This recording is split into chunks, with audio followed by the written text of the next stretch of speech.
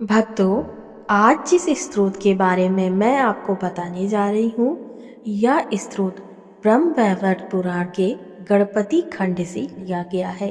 इस स्रोत की बड़ी महिमा है।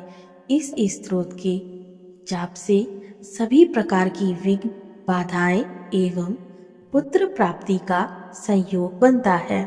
ब्रह्म वैवर्त पुराण में लिखा है कि जो मनुष्य इस स्रोत का पूजा के समय, यात्रा के अवसर पर अथवा प्रातः काल पाठ करता है, वह अपनी अभिष्ट वस्तु को प्राप्त कर लेता है। इसके पाठ से पुत्रार्थी को पुत्र, कन्यार्थी को कन्या, विद्यार्थी को विद्या, प्रजार्थी को प्रजा, राज्य भ्रष्ट को राज्य और धनहीन को धन की प्राप्ति होती है। जिस पर गुरु, देवता, राजा अथवा बंधु बांधव क्रुद्ध हो गए हो, उसके लिए ये सभी इस स्त्रोत राज की कृपा से प्रसन्न होकर वरदाता हो जाते हैं। जिसे चोट आंखों ने घेर लिया हो, सांप ने डस लिया हो, जो भयानक शत्रु के जंगल में फंस गया हो अथवा व्याधिग्रस्त हो, वह इस स्त्रोत के स्मरण मात्र से मुक्त हो जाता है। राजद्वार पर, शमशान में, कारागार में और बंधन में पड़ा हुआ तथा अगाध जलराशि में डूबा हुआ मनुष्य इस स्रोत के प्रभाव से मुक्त हो जाता है। स्वामी भेद, पुत्र भेद तथा भयंकर मित्र भेद के अवसर पर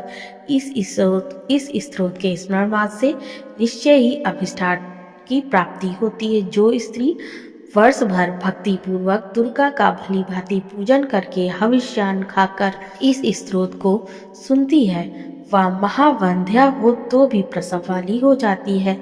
उसे ज्ञानी एवं चिरजीवी दिव्य पुत्र प्राप्त होता है। 6 महीने तक इसका श्रवण करने से दुर्भगा सौभाग्यवती हो जाती है। जो काकवंध्या और व्रतवत्सा नारी भक्ति पूर्वक 9 मास तक इस स्त्रोत राज को सुनती है, वह निश्चय ही पुत्र पाती है। जो कन्या की माता तो है परंतु पुत्र से हीन है, वह यदि 5 महीने तक कलश पर दुर्गा की सम्यक पूजा करके इस स्त्रोत को श्रवण करती है, उसे अवश्य ही पुत्र की प्राप्ति होती है। श्री परशुराम कृत दुर्गा स्तोत्र इस प्रकार है।